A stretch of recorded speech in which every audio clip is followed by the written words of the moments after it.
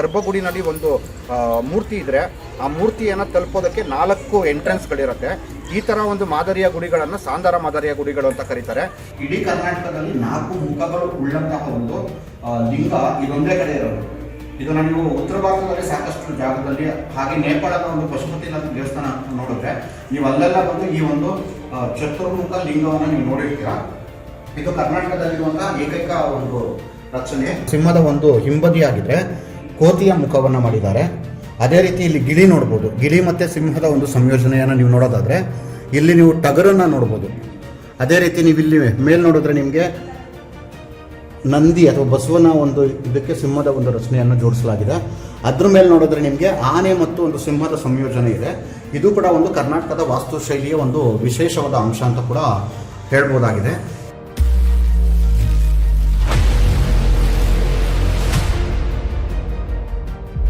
ಗೆಳೆಯರೇ ನಮಸ್ಕಾರ. ಹುಬ್ಬಳ್ಳಿ ನಗರದಿಂದ ಸುಮಾರು 2-3 ಕಿಲೋಮೀಟರ್ ಅಂತರದಲ್ಲೇ ಒಂದು ಅದ್ಭುತವಾದ ಕಲ್ಯಾಣಿ ಚಾಲುಕ್ಯರ ಒಂದು ಗುಡಿ ಇದೆ. ಇದನ್ನು ಚಂದ್ರಮೌಳೇಶ್ವರ ಗುಡಿ ಅಂತ ಕರೀತಾರೆ. ಸಾಧಾರಣವಾಗಿ ನಾವೇನಾದರೂ ಕಲ್ಯಾಣದ ಚಾಲುಕ್ಯರ ಗುಡಿಗಳನ್ನ ನೋಡಿದರೆ ಅಲ್ಲಿನ ಒಂದು ಉಬ್ಬು ಶಿಲ್ಪಗಳಿರ್ಬೋದು ಅಥವಾ ಅಲ್ಲಿನ ಒಂದು ವಾಸ್ತುಶೈಲಿಯ ಒಂದು ವಿಭಿನ್ನ ಪ್ರಕಾರದ ಒಂದು ಎಕ್ಸ್ಪೆರಿಮೆಂಟ್ ಇದನ್ನು ಈ ಒಂದು ಗುಡಿ ಅಂತ ಹೇಳ್ಬೋದು. ಕಾರಣ ಏನಂದರೆ ನಮ್ಮ ಕರ್ನಾಟಕದಲ್ಲಿ ಸಾಂದಾರ ಮಾದರಿಯ ಒಂದು ಶೈಲಿಯ ಗುಡಿಗಳಿರೋದು ಬಹಳ ಕಮ್ಮಿ. ಅಂದರೆ ಸಾಂದಾರ ಮಾದರಿಯ ಗುಡಿಗಳಲ್ಲಿ ಏನು ಅಂದರೆ 4 ಎಂಟ್ರೆನ್ಸು. ಅಂದರೆ ಈಗ ಗರ್ಭಗುಡಿನಲ್ಲಿ ಒಂದು ಮೂರ್ತಿ ಇದ್ದರೆ ಆ ಮೂರ್ತಿಯನ್ನು ತಲುಪೋದಕ್ಕೆ 4 ಎಂಟ್ರೆನ್ಸ್ಗಳಿರುತ್ತೆ. ಈ ಥರ ಒಂದು ಮಾದರಿಯ ಗುಡಿಗಳನ್ನು ಸಾಂದಾರ ಮಾದರಿಯ ಗುಡಿಗಳು ಅಂತ ಕರೀತಾರೆ. ನೀವು ಸಾಧಾರಣವಾಗಿ ಉತ್ತರ ಭಾರತದಲ್ಲಿ ಈ ಥರ ಒಂದು ಮಾದರಿಯ ಗುಡಿಗಳನ್ನು ನೀವು ನೋಡ್ಬೋದು. ಮತ್ತು ಈ ಗುಡಿನಲ್ಲಿ ಮತ್ತೊಂದು ವೈಶಿಷ್ಟ್ಯತೆ ಏನು ಅಂದರೆ ಇದಕ್ಕೆ 4 ಮುಖಗಳಿರುವಂಥ ಶಿವನ ಒಂದು ಪ್ರತಿಮೆ ಇದೆ. ಸೊ ನಾನು ಈಗಾಗಲೇ ಹೇಳ್ದಂಗೆ ಈ ಒಂದು ಗುಡಿಗೆ ಅಂದರೆ ಗರ್ಭಗುಡಿಗೆ ನೀವು ತಲುಪೋದಕ್ಕೆ ಟೋಟಲ್ 4 ಬಾಗಿಲುಗಳಿದ್ರೆ ಒಟ್ಟಾರೆ ಈ ದೇವಸ್ಥಾನದಲ್ಲಿ 12 ಬಾಗಿಲುಗಳಿದೆ. ಅದನ್ನು ಕೂಡ ನಾನು ತೋರಿಸ್ತೀನಿ. ಮೊದಲಿಗೆ ನೀವೇನಾದರೂ ಇಲ್ಲಿನ ಜಾಲಾಂಗಳ ಕಿಟಕಿಗಳನ್ನು ನೋಡಿದ್ರೆ ಕಲ್ಯಾಣದ ಚಾಲುಕ್ಯರಲ್ಲಿ ಅದರಲ್ಲೂ ಪ್ರಮುಖವಾಗಿ ನೀವೇನಾದರೂ ಇಟಗಿಯ ಮಹಾದೇವ ಇರ್ಬೋದು ಅಥವಾ ಲಕ್ಕುಂಡಿಯ ದೇವಾಲಯಗಳಲ್ಲಿ ನೋಡಿದ್ರೆ ಈ ಒಂದು ಮಾದರಿಯ ಒಂದು ಕಿಟಕಿಗಳನ್ನು ನೀವು ಸಾಧಾರಣವಾಗಿ ನೋಡಿರ್ತೀರ. ವಾದ್ಯಗಳನ್ನು ನುಡಿಸ್ತಿರುವಂತಹ ಒಂದು ಉಬ್ಬು ಶಿಲ್ಪಗಳ ಒಂದು ಸಾಕಷ್ಟು ರಚನೆಗಳು ಕಂಡು ಬರುತ್ತೆ. ಹಾಗೆ ನೀವು ಒಟ್ಟಾರೆ ಈ ಒಂದು ದೇವಸ್ಥಾನವನ್ನು ನೀವು ನೋಡಿದ್ರೆ ಇದು ಕೆಂಪು ಕಲ್ಲಿನಿಂದ ಮಾಡಿರೋದು ಅನ್ನೋದು ಕೂಡ ನಿಮ್ಗೆ ಕಂಡು ಬರುತ್ತೆ. ಇನ್ನು ಯುಗಾದಿಯ ಸಂದರ್ಭದಲ್ಲಿ ಈ ಗುಡಿನಲ್ಲಿ ಒಂದು ವಿಶಿಷ್ಟವಾದ ಒಂದು ಪ್ರಸಂಗ ಕೂಡ ನಡೆಯುತ್ತೆ. ಅದೇನೆಂದರೆ ಯುಗಾದಿಯ ಸಂದರ್ಭದಲ್ಲಿ ಆಗುವಂಥ ಒಂದು ಸೂರ್ಯನ ಬೆಳಕು ಇಲ್ಲಿ ನಿಮ್ಮ ನೋಡ್ತಿರೋ ಒಂದು 3 ಕಿಂಡಿಗಳೇನಿದೆ ಆ ಮೂಲಕ ಹಾಯ್ದು ನಿಮಗೆ ಚಂದ್ರಮೌಳೇಶ್ವರ ಮತ್ತು ಆ ಕಡೆಗೆ ಹೋದರೆ ಬಂದು ನಿಮಗೆ 4 ಮುಖಗಳುಳ್ಳಂತಹ ಒಂದು ಶಿವನ ಒಂದು ಲಿಂಗ ಇದೆ. ಅದ್ರ ಮೇಲೆ ಮತ್ತೆ ಈ ಒಂದು ಚಂದ್ರಮೌಳೇಶ್ವರ ಗುಡಿಯ ಮೇಲೆ ಕೂಡ ಬೀಳುತ್ತೆ ಅನ್ನೋದು ಕೂಡ ಇಲ್ಲಿನ ಜನರ ಒಂದು ಮಾತು. ಇನ್ನು ಮೇಲಿನ ಭಿತ್ತಿ ನೋಡಿದ್ರೆ ನಿಮಗೆ ಮಕರ ತೋರಣ ಕೂಡ ಕಾಣಿಸ್ತಾ ಇದೆ.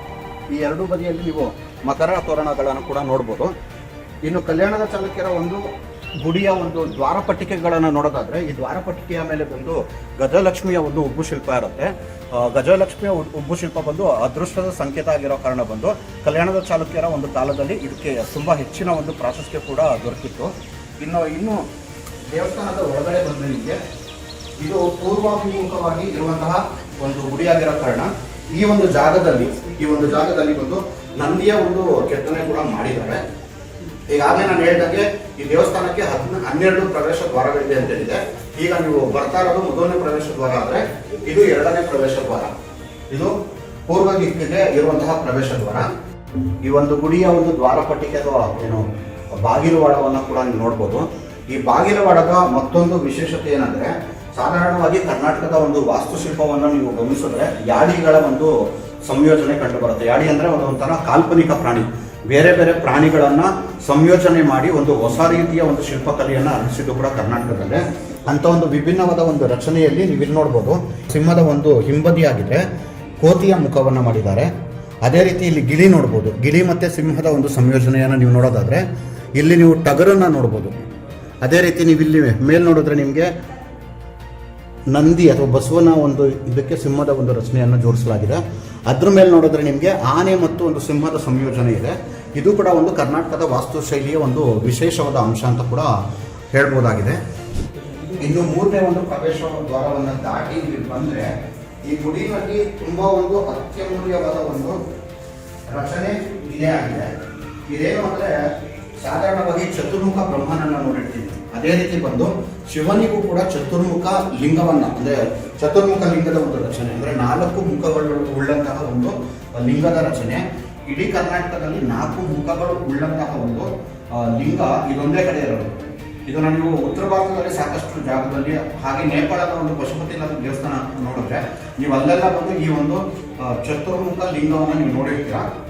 ಇದು ಕರ್ನಾಟಕದಲ್ಲಿರುವಂತಹ ಏಕೈಕ ಒಂದು ರಚನೆ. ಕನ್ನಡ ನಾಡು, ನುಡಿ, ಕನ್ನಡಿಗರ ಭವ್ಯ ಇತಿಹಾಸ, ಸಂಸ್ಕೃತಿ, ವಾಸ್ತುಶೈಲಿ ಮುಂತಾದ ವಿಷಯಗಳನ್ನು ವಿಡಿಯೋಗಳ ಮೂಲಕ ದಾಖಲಿಸುವ ನಮ್ಮ ಪ್ರಯತ್ನಕ್ಕೆ ನೆರವಾಗಿ. ಇನ್ನು ಇಲ್ಲಿನ ಒಂದು ಬಾಗಿಲವಾಡದಲ್ಲಿ ನೋಡಿದ್ರೆ ವಿಶೇಷವಾಗಿ ಈ ಒಂದು ಶಿಲ್ಪವನ್ನು ನೀವು ನೋಡಬೇಕು. ಇದು ನಂದಿ, ಮಕರ ಧ್ವಜವನ್ನು ಹೊಂದಿರುವಂಥ ನಂದಿಯ ಒಂದು ರಚನೆ ಇದು. ಇದಲ್ಲದೆ ಬಂದು ಶಿವನ ದ್ವಾರಪಾಲಕರನ್ನು ಕೂಡ ಈ ಒಂದು ಬಾಗಿಲವಾಡದಲ್ಲಿ ಕೆತ್ತಿದ್ದಾರೆ.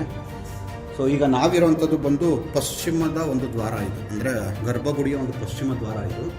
ಸೊ ಇದರಲ್ಲೂ ಕೂಡ 5 ಪಟ್ಟಿಕೆಗಳು ಕಂಡುಬರುತ್ತೆ ಇದರಲ್ಲೂ ಕೂಡ. ಮತ್ತು ಈ ಒಂದು ದೇವಾಲಯದ ಪ್ರಮುಖ ಡಿಯೇಟಿ ಯಾರಪ್ಪ ಅಂದರೆ ಚಂದ್ರಮೌಳೇಶ್ವರ.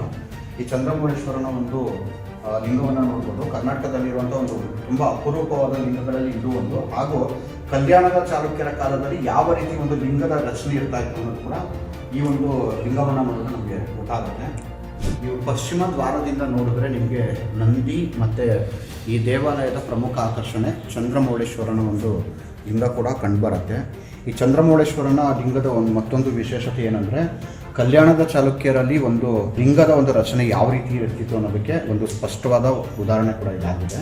ಹೀಗೆ ಒಟ್ಟಾರೆ ಈ ಒಂದು ಸಾಂದಾರ ಮಾದರಿಯ ಗುಡಿಗಳಲ್ಲಿ ಇರುವಂತಹ ಒಂದು 4 ಪ್ರವೇಶ ದ್ವಾರಗಳೇನಿದೆಯೋ ಅದರಲ್ಲಿ ಇದು ಕೊನೆಯ ಪ್ರವೇಶ ದ್ವಾರ. ನಿಮಗೆ ಹುಬ್ಬಳ್ಳಿಯ ಒಂದು ಪ್ರಮುಖ ಆಕರ್ಷಣೆ ಚಂದ್ರಮೌಳೇಶ್ವರ ಗುಡಿಯನ್ನು ನಿಮಗೆ ತೋರಿಸಿದ್ದೀನಿ. ಇಲ್ಲಿಗೆ ಸಾಕಷ್ಟು ಪ್ರವಾಸಿಗಳೇ ಬರೋದಿಲ್ಲ. ಏನಕ್ಕೆ ಅಂದರೆ ಈ ಒಂದು ಚಂದ್ರಮೌಳೇಶ್ವರ ಗುಡಿ ಇಲ್ಲಿದೆ ಅನ್ನೋದು ಸ್ವತಃ ಹುಬ್ಬಳ್ಳಿನಲ್ಲಿರುವಂಥ ಜನತೆಗೇ ಸಾಕಷ್ಟು ಜನಕ್ಕೆ ಗೊತ್ತಿಲ್ಲ. ಹಾಗಾಗಿ ನೀವೇನಾದರೂ ಮುಂದಿನ ದಿನಗಳಲ್ಲಿ ಏನಾದರೂ ಹುಬ್ಬಳ್ಳಿ ಕಡೆಗೆ ಏನಾದರೂ ಬಂದರೆ ಉಣ್ಕಲ್ ಅಂತ ಏನಾದರೂ ಕೇಳಬೇಕು. ಉಣ್ಕಲ್ ಅಂತ ಕೇಳಿದ್ರೆ ನಿಮಗೆ ಸಿಟಿಯಿಂದ ಬರೀ 2-3 ಕಿಲೋಮೀಟರ್ ಆಗುತ್ತೆ. ಇಲ್ಲಿ ಬಂದು ಚಂದ್ರಮೌಳೇಶ್ವರ ಗುಡಿ ಎಲ್ಲಿದೆ ಅಂತ ಸ್ಥಳೀಯರನ್ನ ಕೇಳಿದ್ರೆ ನಿಮಗೆ ಖಂಡಿತವಾಗ್ಲೂ ಅವರು ಗೈಡ್ ಮಾಡ್ತಾರೆ. ಹಾಗಾಗಿ ಬಂದು ನೀವು ಕೂಡ ನೋಡಿ.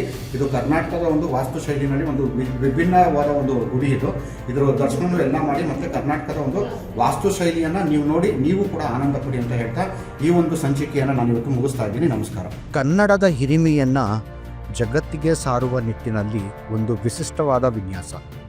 ಕನ್ನಡದ ಕ ಅನ್ನುವ ಅಕ್ಷರ ಅಶೋಕನ ಕಾಲದಲ್ಲಿ ಈಗಿನ ಪ್ಲಸ್ನಂತೆ ತೋರುತ್ತಿದ್ದು, ಮುಂದೆ ಸಾತವಾಹನರು, ಬನವಾಸಿಯ ಕದಂಬರು, ಬಾದಾಮಿಯ ಚಾಲುಕ್ಯರು, ಮಾನ್ಯಕೇಟದ ರಾಷ್ಟ್ರಕೂಟರು, ಕಲ್ಯಾಣದ ಚಾಲುಕ್ಯರು, ದೋರ ಸಮುದ್ರದ ಹೊಯ್ಸಳರು, ವಿಜಯನಗರದ ಕರ್ನಾಟರು, ಮೈಸೂರಿನ ಒಡೆಯರ್ಗಳವರೆಗೂ ಬೆಳೆದು ಬಂದ ಹಾದಿಯನ್ನು ಇಲ್ಲಿ ತೋರಲಾಗಿದೆ.